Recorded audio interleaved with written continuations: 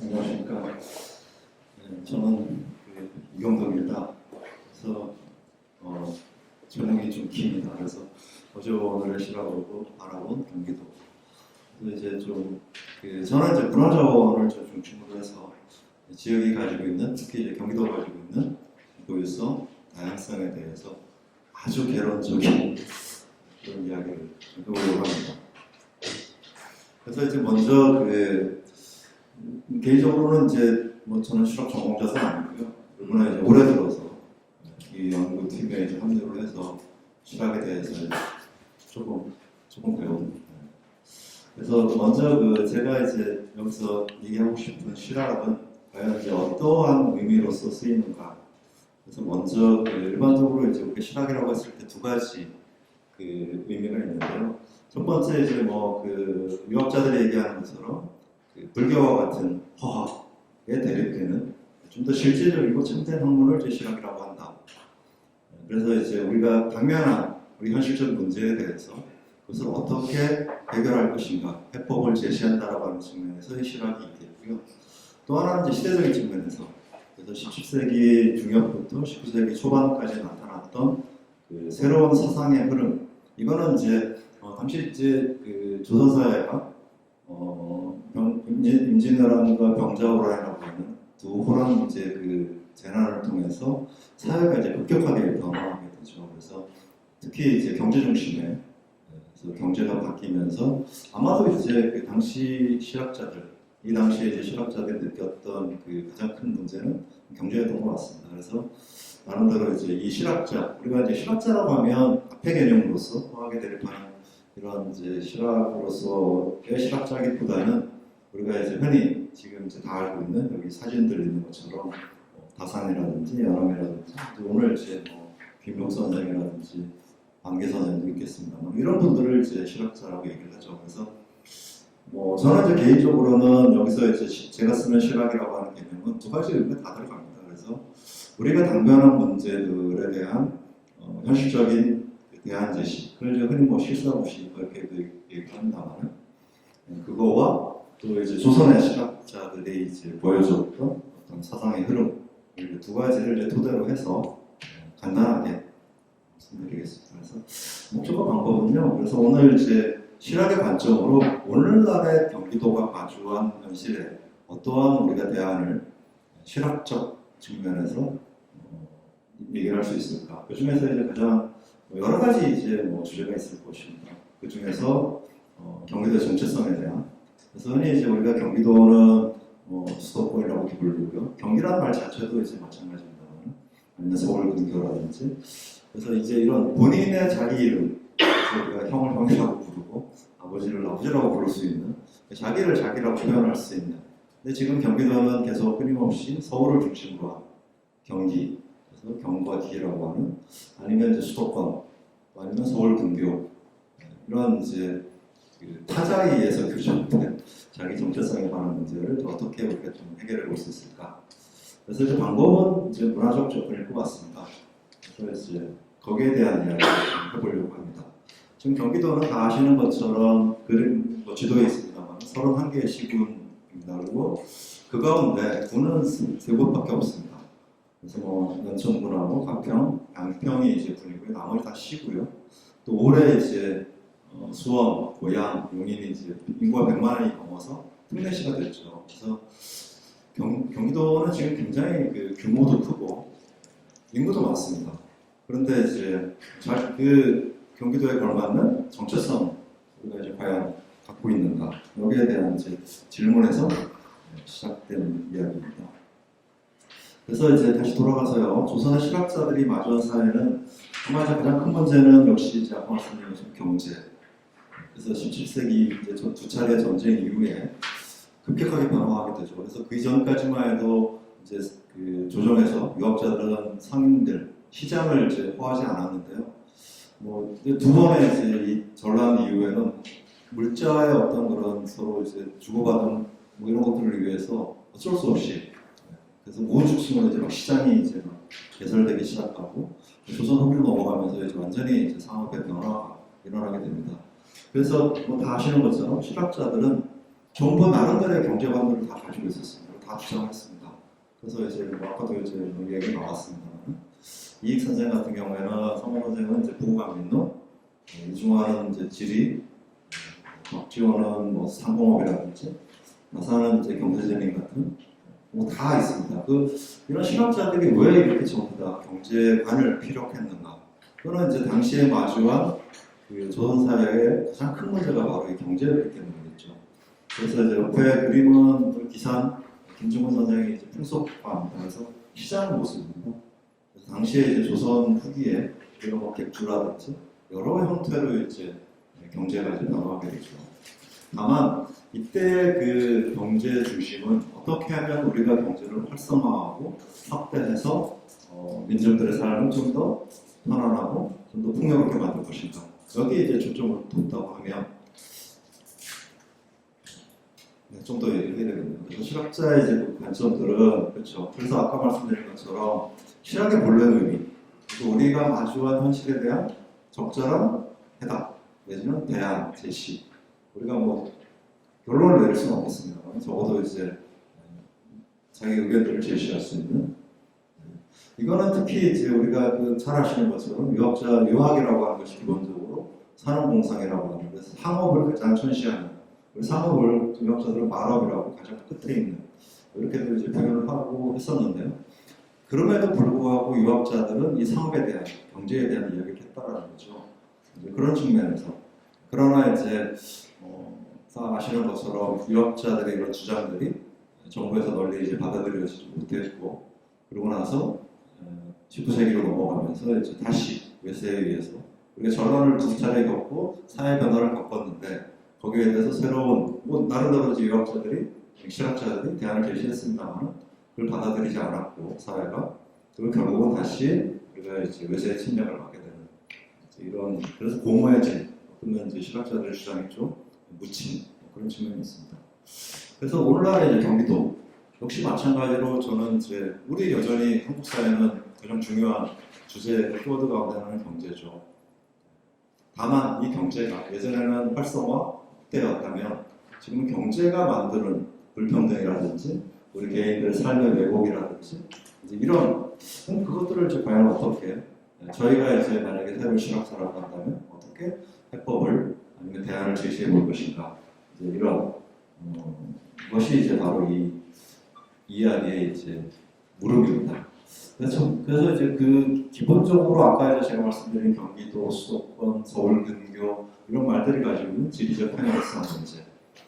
그래서 수도를 중심으로 하는 지역이 이제 수도권이고 이건 이제 수도 중심주의라고 할 수 있죠. 그리고 이제 그래서 그러다 보니 지금의 경기도는 일종의 이제 배후지 역할, 서울을 뒷받침하는 배후지 역할, 아니면 이제 흔히 뭐 많이 쓰는 것은 배드타운. 지금도 그렇습니다. 매일 서울로 출퇴근하는 경기도인이 125만 명입니다. 2020년 기준인데요. 이제 코로나 그때 당시입니다. 그래서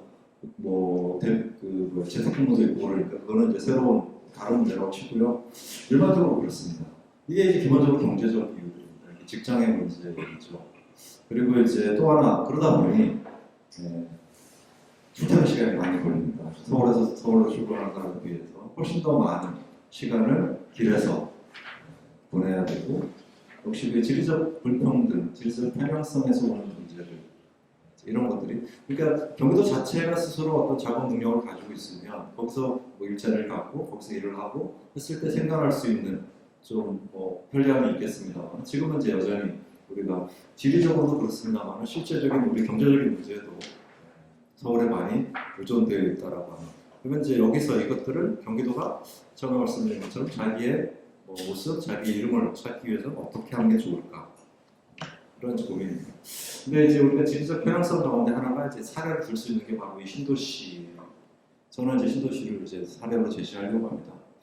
저는 개인적으로 이제 2019년부터 지금 화성, 오산, 양주 그리고 작년 올해 하남 그리고 이제 성남은 이제 지금 시작을 했습니다. 그래서 저희가 민속이라든지 문화조사를 이제 저는 계속 하고 있습니다. 그래서 작년 같은 경우가 이제 지금 하남 신도시 이제 3기 신도시입니다. 사진에 있는 것처럼 거기에 이제 이 지역을 다 신도시 개발하기 이전에 저희가 이제 민속조사 1년 반 동안 20개월 동안 좀 했습니다. 그래서 그 지역에 이제 어떻게 살아오셨는지 자료 다 남기고 이런 작업들을 좀 계속 해와 오면서 봤던 이제 그런 느낌도 좀 포함해서 그 신도시라고 하는 것은 기본적인 목적이 서울의 인구를 분산하기 위한 곳이에요.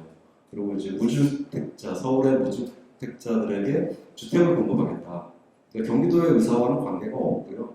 근데 주로 신도시는 다 대부분 경기도에다가 건설합니다.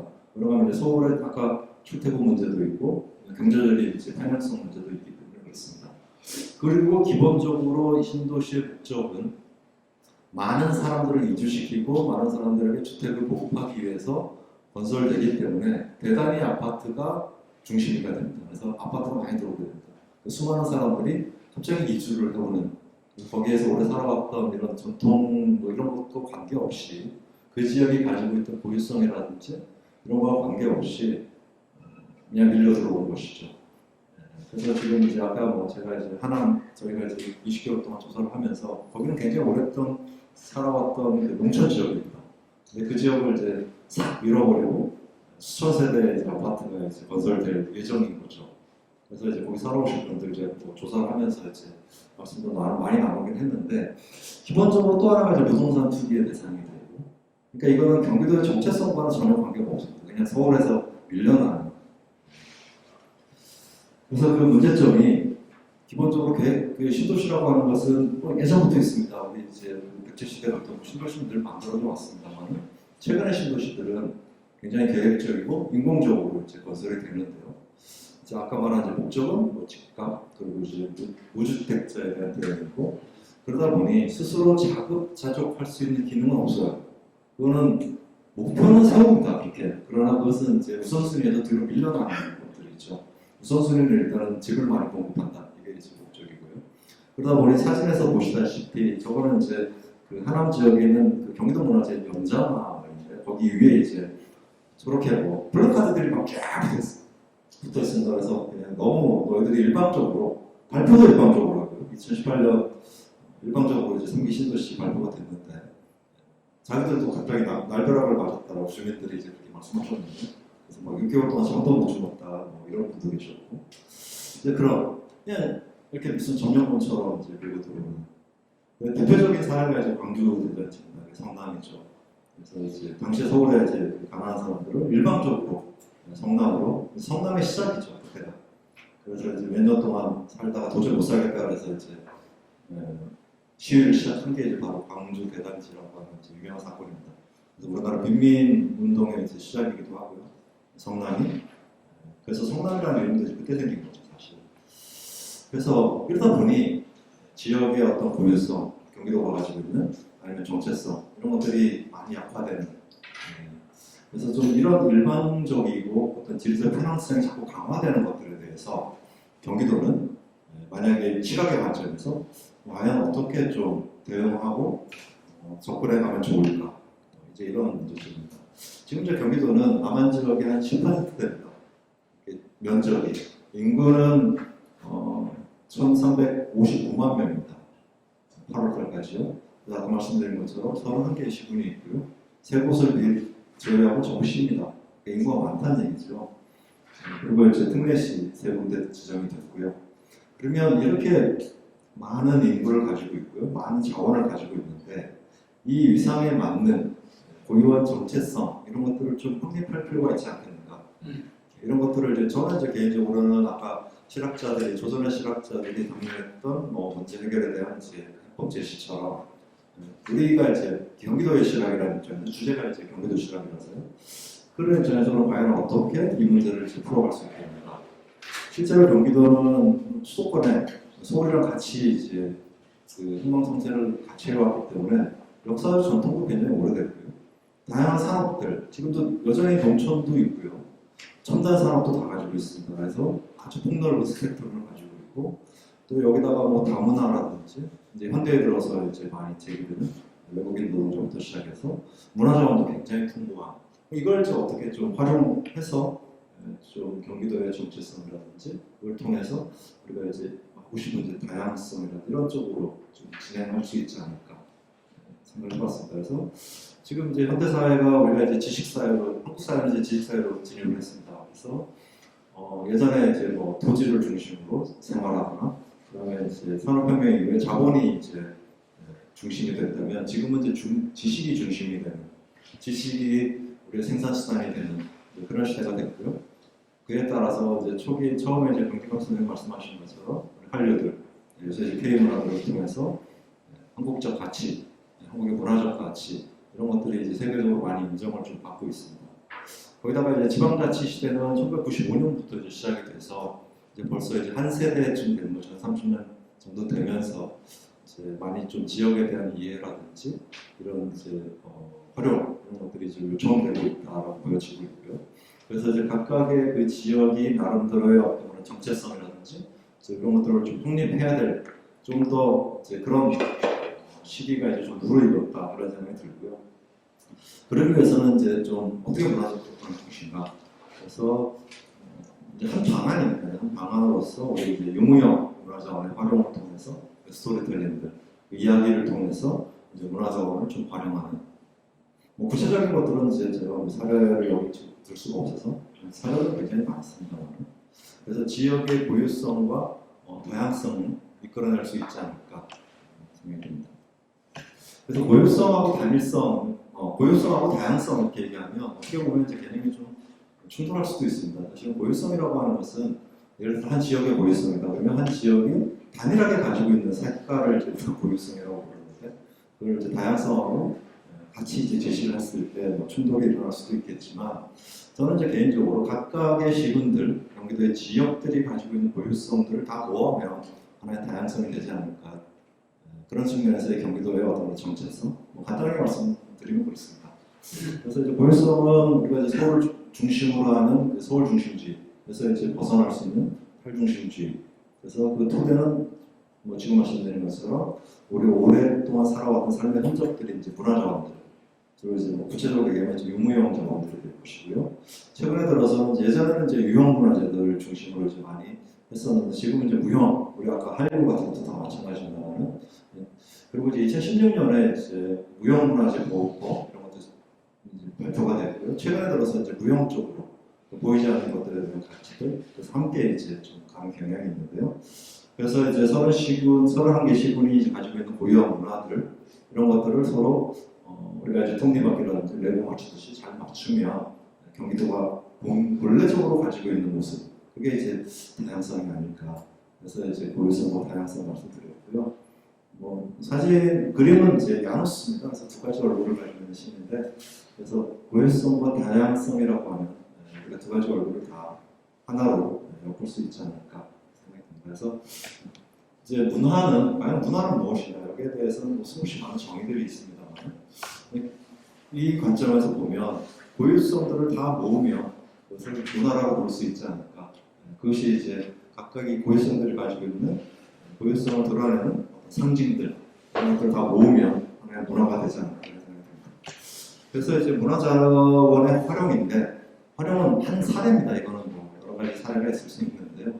그래서 이제 뭐 주제가 이제 실학이다 보니까 그래서 이제 경기도에 있는 실학 자원들을 좀 정리를 해봤습니다. 그래서 각 지역과 그 지역을 대표하는 그 실학자들 그리고 실학자들과 관계된 어떤 뭐 박물관이라든지 이런 관계 시설들 정리한 거고요. 표는 그래서 이런 문화적 정체성 강화를 통해서 우리가 이제 아까 처음에 제시했던 경기도가 가지고 있는 좀 정체성 문제 아니면 지리적 불평등 문제 이런 것들을 좀 완화하거나 좀 해소할 수 있지 않을까.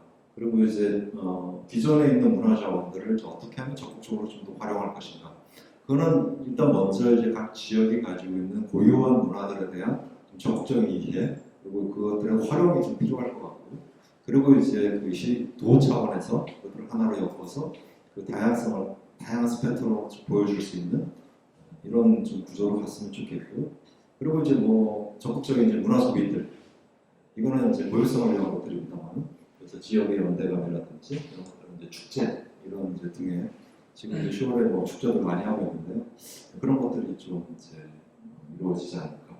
그래서 뭐 기본적으로 아까도 이제 말씀드렸습니다만 저희가 이제 뭐 민속, 뭐 문화 이런 것들 경기도 지역 지금 계속 조사를 하고 있는데 굉장히 많은 문화자원이 있다는 것에 놀라게 되고요. 그리고 그것들을 또 제대로 활용하지 못하고 있다는 것에서 가끔씩 놀란다. 와 이렇게 좋은 게 많은데 예전에 어느 산에 갔다가 추사 김정희의 글을 바위에 새겨놓은 글을 봤어요. 거의 알려져 있지 않거든요. 양주 어느 산에 있어요. 산속에. 그래서 뭐 사진도 찍어서 이제 저희도 하고도 했는데 그냥 블로그 같은 게 아주 조금 나와 있는 거죠. 그러니까 그런 식으로 사실 양주 그래서 뭐 시청에도 말씀을 드렸고 그러면 좀 뭐랄까 관광자원으로서도 충분히 활용할 수 있는 그런 요소들인데 지금은 아직 이제 한국 사회가 이제 지식 사회로 들어가고 그러면서 이제 이런 문화자원에 대한 좀 적극적인 활용들이 이제 좀 이루어지고 있는 그런 시점이기 때문에 이런 시점에서 경기도가 좀 시각적 관점에서 우리에게 주어진 일단 이제 경기도의 정체성부터 시작해서 어떤 문화자원을 좀 적극적으로 활용할 수 있는 그런 계기가 됐으면 좋겠다 이런 생각이 듭니다. 그래서 이제 마지막으로요 우리가 이제 제목처럼 조선과 현세 실학을 키워드로 해서 만난다면 그래서 실학은 기본적으로 이제 사회와 사람이 어떻게 그리고 어떻게 하면 더 잘 살 수 있는가 여기에 대한 물음이라고 생각합니다. 그래서 이제 정약용이 이제 일토이사라든지 이런 제시를 통해서 이제 해결 방안을 내놓았던 것들처럼 지금의 오늘날의 이제 현재 어떤 시각적 관점 저에게 이제 얘기를 하라면 좀 더 풍부한 유무형 문화자원의 활용을 통해서 우리가 이제 주제로 삼았던 고유성, 다양성을 통해서 경기도의 정체성을 어떻게 강화하고 어떻게 확보해갈 것인지 여기에 대한 좀 고민이 필요하지 않을까 그런 생각이 듭니다. 감사합니다.